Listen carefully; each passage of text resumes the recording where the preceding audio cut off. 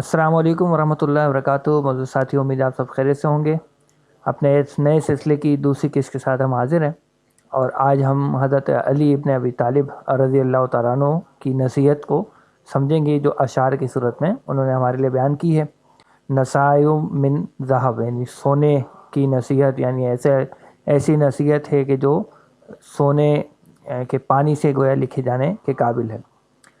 تو وہ فرماتے ہیں کہ دع الحرص علی الدنیا وفی العیش فلا تطمع ولا تجمع من المال فلا تدری لمن تجمع ولا تدری افی ارضک ام فی غیرها تسرع فإن الرزق مقسوم وسوء الظن لا ينفع فقیر کل من یطمع غنی کل من یقنع۔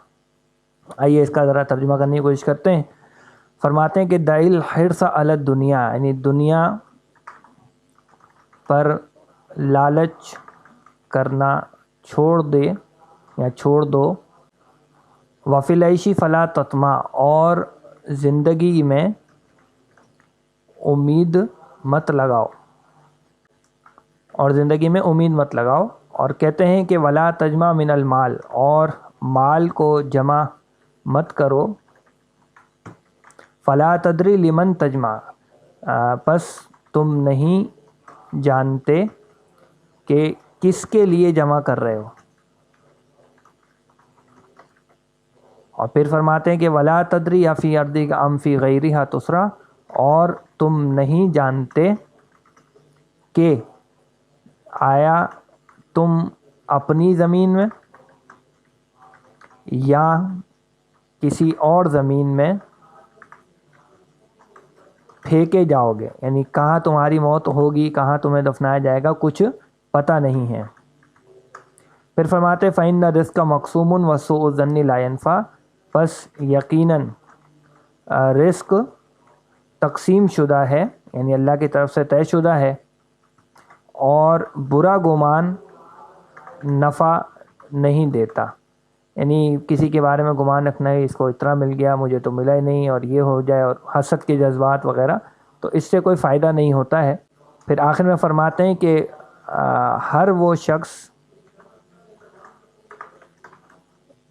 جو امیدیں لگتا ہے یا امید لگاتا ہے، اور یہ امید منفی معنوں میں ہے، امید لگاتا ہے، وہ فقیر ہے، اور اس کے مقابلے میں ہر وہ شخص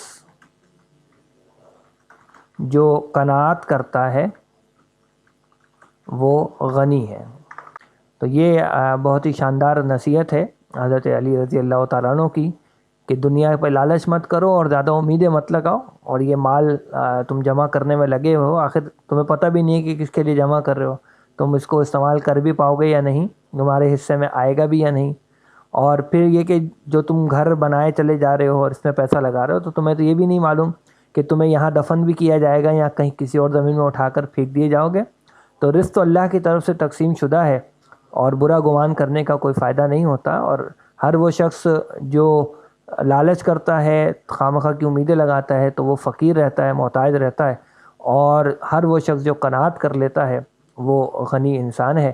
اللہ تعالی ہمیں ایسے غنی لوگوں میں شامل فرمائے۔ محترم ساتھیو، آج کی نشست کے لیے بس اتنا ہی، اجازت دیجیے۔ السلام علیکم ورحمۃ اللہ وبرکاتہ۔